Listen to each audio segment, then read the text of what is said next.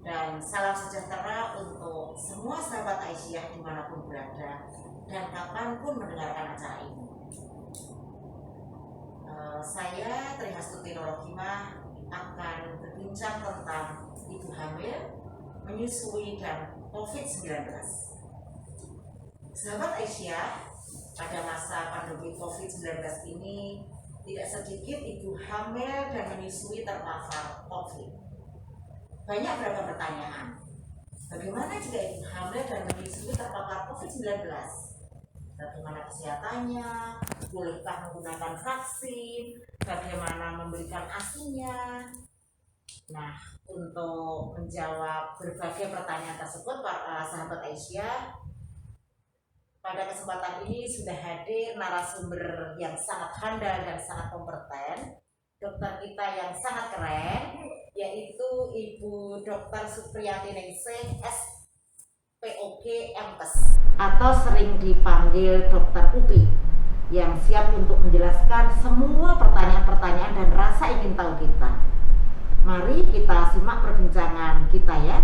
Ibu Dr. Upi, Assalamualaikum warahmatullahi wabarakatuh. Bagaimana kabarnya?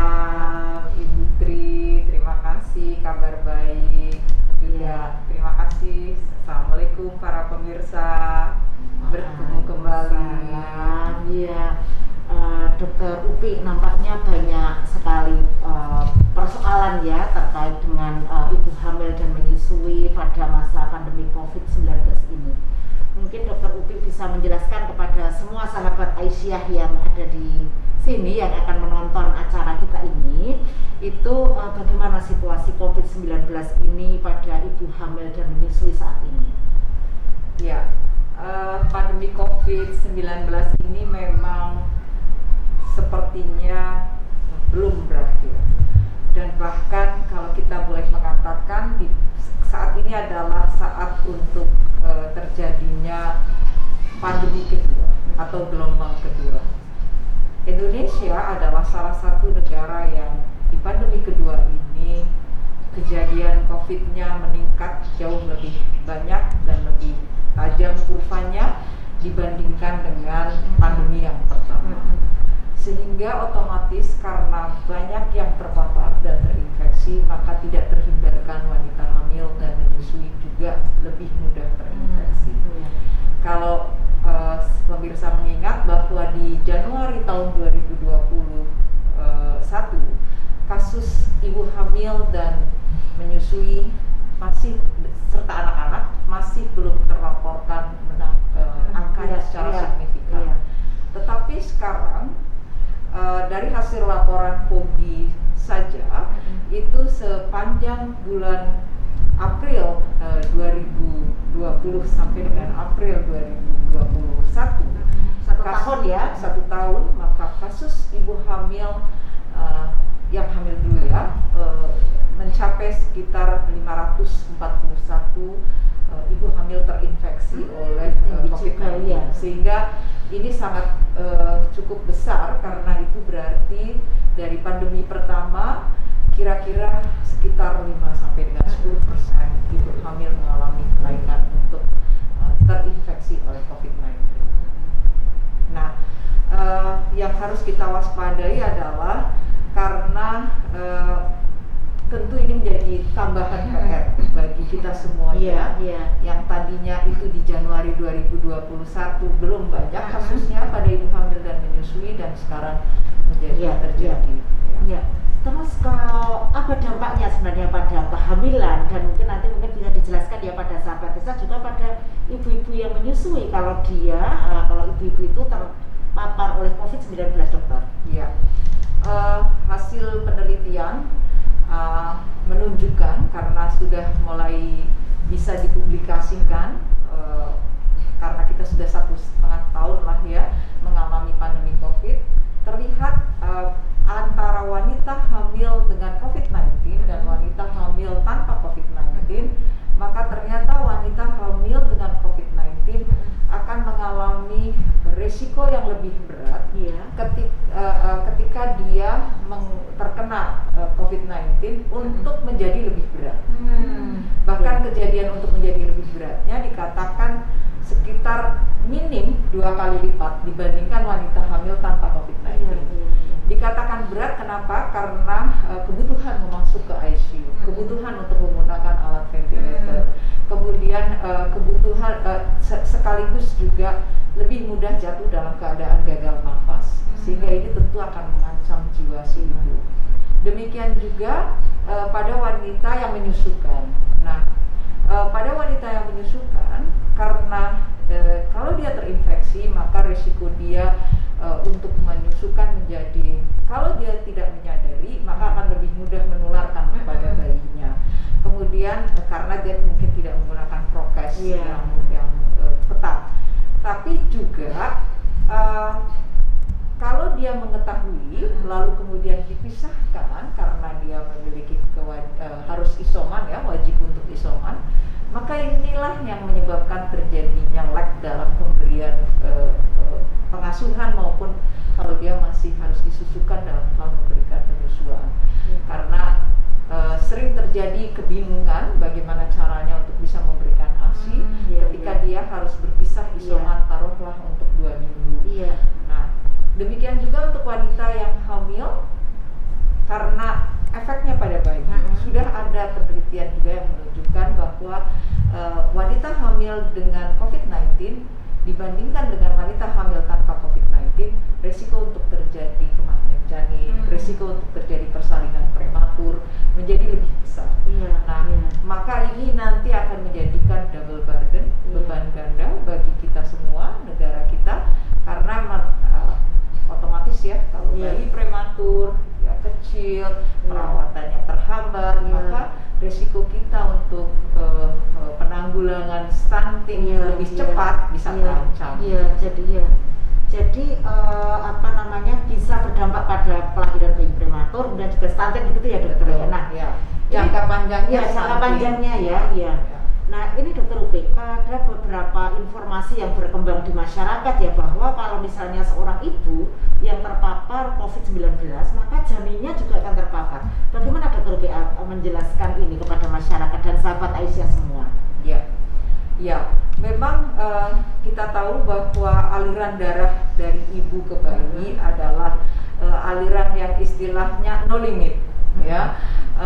Ada barrier darah plasenta atau darah yang menyaring darah ibu ke darah bayi, tetapi untuk berbagai jenis partikel yang dikenal dengan baik. Tetapi untuk virus hampir sering terjadi, itu bisa terjadi transmisi secara langsung dari darah ibu ke darah bayi karena aliran yang no limit itu.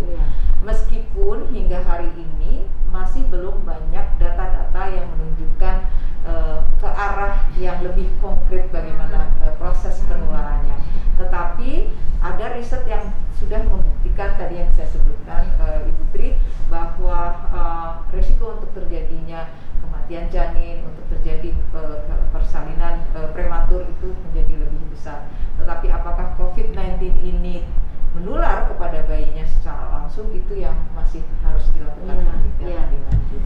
Jadi belum tentu ya dokter Upi ya. Jadi belum tentu bahwa seorang ibu yang terpapar COVID-19 belum tentu akan bayinya juga akan tertular, yang bayi yang di dalam kandungan seperti itu maksudnya. Belum tentu. Justru mungkin tertularnya adalah pada saat proses pengasuhan dan menyusukan. Karena kita tahu bahwa COVID-19 hingga saat ini yang kuat adalah penularannya secara droplet. Sehingga kalau dia berada di dalam kandungan, meskipun hubungan antara ibu dengan bayi no limit, tetapi masih belum bisa ditemukan bahwa ada kemungkinan untuk bisa tertular. Dokter Upi, ini terkait dengan dampak kepada bayi ya. Kemudian oleh karena itu, untuk agar bayinya nanti juga tetap sehat seperti itu, kalau seorang ibu itu terpapar COVID-19, lalu apa sebaiknya yang dilakukan? Inilah mengapa menjadi concern kita semua. Karena peran ibu bagaimanapun di dalam rumah adalah peran sentral. Ketika sang ibu terinfeksi COVID-19, dia harus melakukan isolasi mandiri.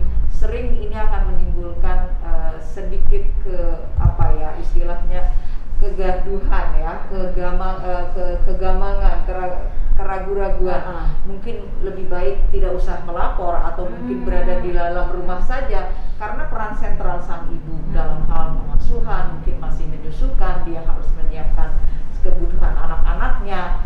Padahal seharusnya tetap semua yang terdiagnosis atau terkonfirm COVID-19, maka dia harus melakukan isolasi mandiri jika gejalanya itu tanpa gejala atau sampai dengan gejala ringan.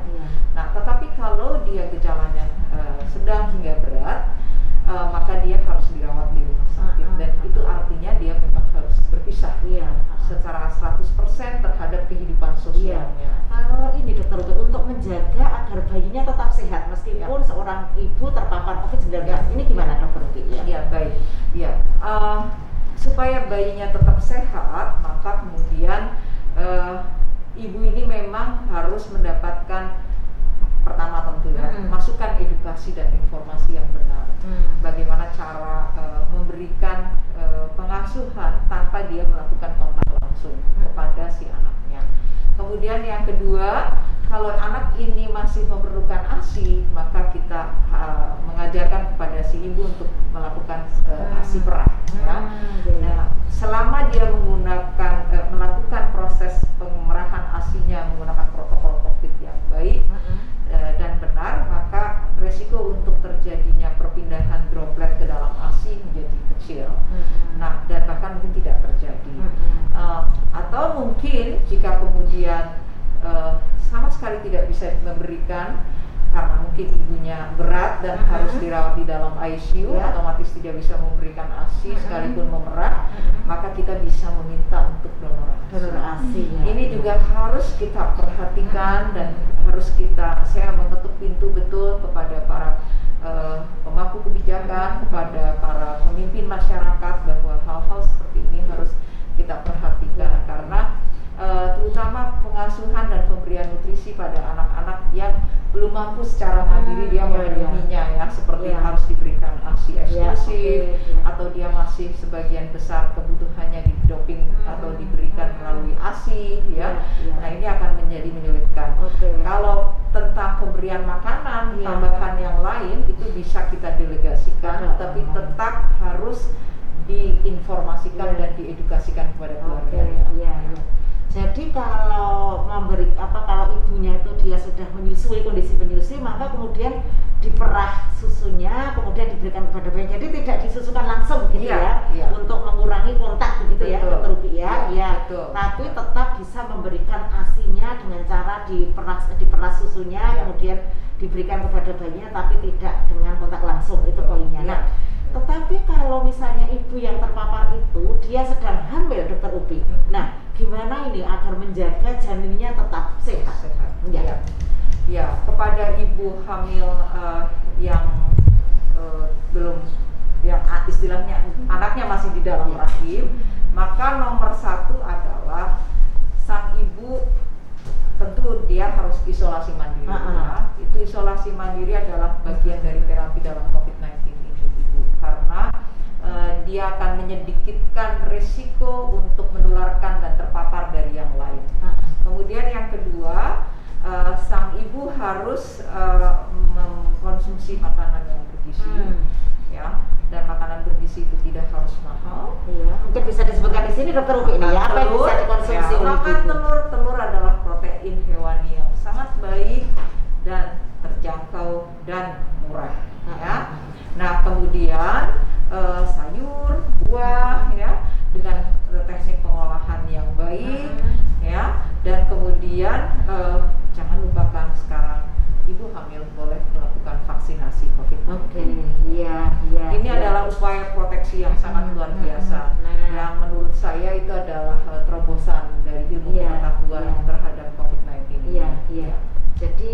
Jadi tadi sebelum nanti pertanyaan yang sangat bagus sekali sahabat Aisyah, untuk kita bicara tentang ibu hamil dan vaksin Tapi saya ingin menggarisbawahi yang disampaikan oleh Dokter Uke tadi, biar sahabat Aisyah juga mencatat bahwa kalau ibu menyusui itu dia masih tetap bisa menyusukan seperti itu, dan ASI-nya tidak akan menularkan Dokter Uke. ASI tidak akan menularkan, tidak akan terkontaminasi. Tapi ketika proses menyusukan langsung, mengapa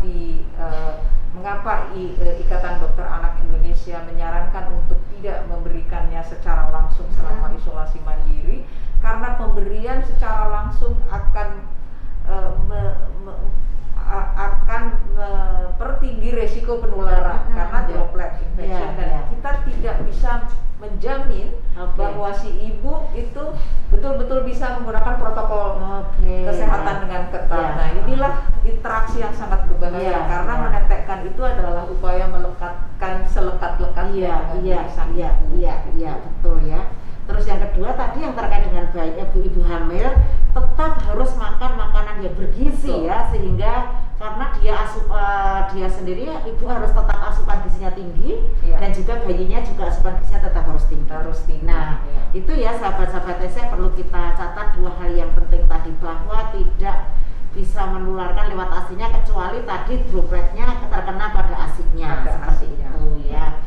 Nah, tadi menarik yang disampaikan oleh Dr. Upi terkait dengan vaksinasi. Oke, gimana nih Dr. Upi, bahwa ibu hamil dan ibu menyusui itu boleh untuk mendapatkan vaksinasi untuk pencegahan COVID-19 ya?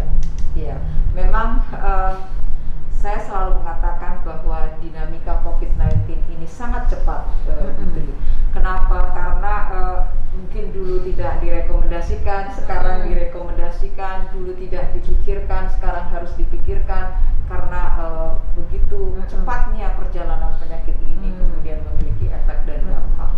Nah, pada wanita hamil dan menyusukan, kemudian pada sekarang sudah direkomendasikan ya oleh kalau di bagian kandungan itu ada minimal 3 organisasi yang menjadi rujukan. Pertama adalah CDC, kemudian yang kedua adalah Royal College of Obstetrics and Gynecology, dan yang ketiga tentu WHO.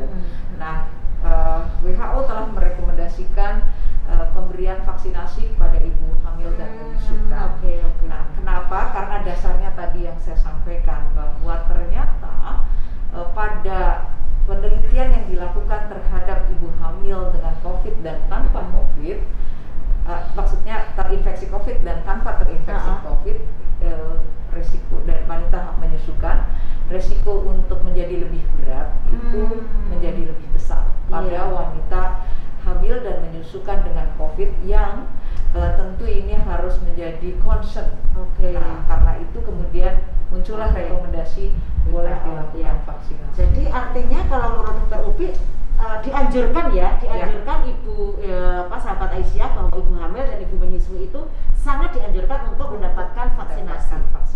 Ya, ada mungkin sedikit kalau membaca ya Putri dan juga semua sahabat Aisyah, beberapa organisasi yang berhubungan dengan vaksinasi memang saya tahu memberikan pembatasan, seperti misalnya STIKO untuk asosiasi tentang vaksinasi di Jerman, mereka masih tetap merekomendasikan hanya kepada ibu hamil yang berisiko tinggi, misalnya ibu hamil dengan hipertensi, ibu hamil dengan diabetes, dengan obesitas di atas usia 35 tahun.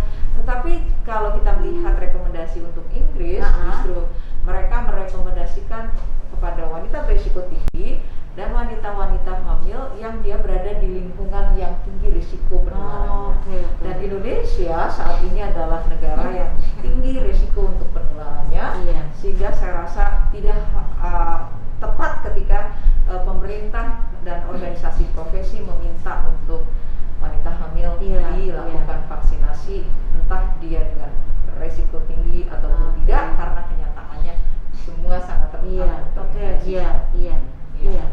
Jadi sahabat Aisyah, semua ibu hamil dan ibu menyusui lebih baik ya, meskipun dengan resiko tinggi maupun tidak resiko tinggi, tetap sebaiknya melakukan vaksinasi. Begitu ya? Betul. Oke. Nah, Dr. Upi, mungkin terakhir ya terkait dengan vaksinasi ini bisa dijelaskan kepada sahabat Aisyah semua, untuk semakin yakin bahwa ibu hamil dan ibu menyusui itu memang harus vaksinasi gitu. Kalau misalnya ada yang menolak, ada yang tidak mau, tolong ini sahabat Aisyah untuk meyakinkan bahwa harus vaksinasi gitu. Yang pertama adalah tentu saya tahu persis analisis karena saya juga mengelola pasien. Pertanyaannya adalah apakah vaksinasi akan memiliki dampak terhadap saya dan anak yang saya kandung? Justru mempertanyakan jangan-jangan vaksin itu akan membuat anak saya cacat atau saya menjadi lebih sakit. Nah, ini sekali lagi semua sedang bergerak secara dinamis. Saya mengatakan bahwa Eropa dan Amerika saja itu vaksinasi untuk ibu hamil baru mulai sekitar sebelum Idul Fitri tahun ini. Lalu Indonesia baru bersiap. Tentu kalau kita ingin melihat suatu penilaian yang bersifat longitudinal secara original research belum ada datanya.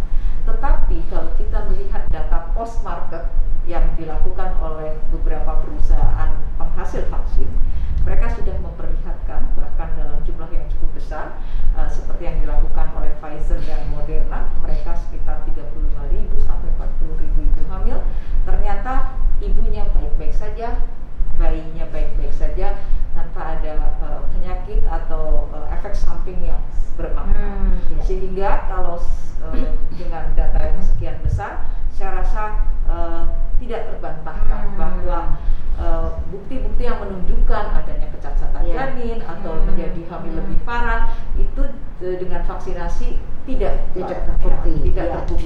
Justru yang terbukti adalah kelompok wanita hamil dengan COVID-19 menjadi lebih besar resiko untuk menjadi lebih parah dibandingkan wanita hamil tanpa COVID-19. Wanita yang menyusukan dengan COVID-19 dan tanpa COVID-19 juga menjadi lebih parah yang menyusukan dengan COVID-19. Jadi ini semuanya kalau kita berkonsep dan berpikir bahwa mencegah lebih baik dibandingkan terjadi kemudorotan, maka vaksinasi adalah jalannya. Iya. Jadi sahabat Aisyah semua nanti yang mendengarkan atau juga nanti bisa disampaikan kepada ibu hamil dan ibu menyusui bahwa sangat dianjurkan bagi ibu hamil dan ibu menyusui untuk melakukan vaksinasi.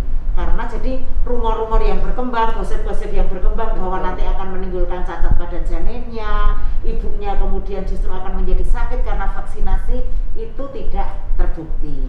Begitu ya Dokter Upi ya. Satu lagi informasinya adalah pada wanita hamil bisa memulai di usia 14 minggu. Sampai dengan 33 minggu, ada juga yang mengatakan 30 minggu. Tetapi rata-rata di usia kehamilan menjelang aterm. Nah, banyak juga yang bertanya, Ibu Tri, tentang mereknya.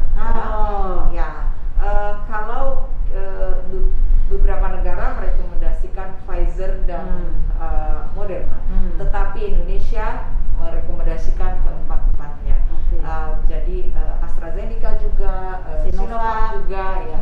Sehingga saran saya ikuti apa yang berlaku di regulasi negara kita. Tentu semua ini sudah melalui kajian.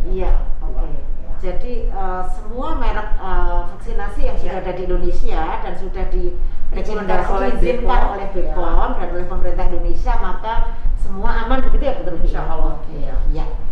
Wah, terima kasih Dokter Upi, luar biasa. Sahabat Aisyah sekalian, kita sudah berbincang hal-hal yang sangat penting sekali, khususnya untuk ibu hamil dan ibu menyusui di masa pandemi COVID ini. Bagaimana bahwa vaksinasi itu penting, kemudian ibu menyusui dan ibu hamil gitu ya, itu tetap harus meningkatkan gizinya agar juga terhindar dari COVID-19. Dan kalau COVID-19 tetap masih bisa menyusui, dan ibu hamil itu tidak akan menularkan gitu ya, tidak akan menularkan kepada bayinya meskipun dia terkena COVID-19, tapi tetap harus memberikan asupan gizi yang baik. Demikian ya Dokter Upi. Ya, terima kasih sahabat Aisyah sekalian. Kita akan akhiri perbincangan kita pada kali ini yang terkait dengan menyusui, ibu hamil dan COVID-19. Kita ucapkan salam untuk sahabat Aisyah semua. Terima kasih pada Dokter Upi yang sudah hadir pada kesempatan hari ini. Assalamualaikum warahmatullahi wabarakatuh.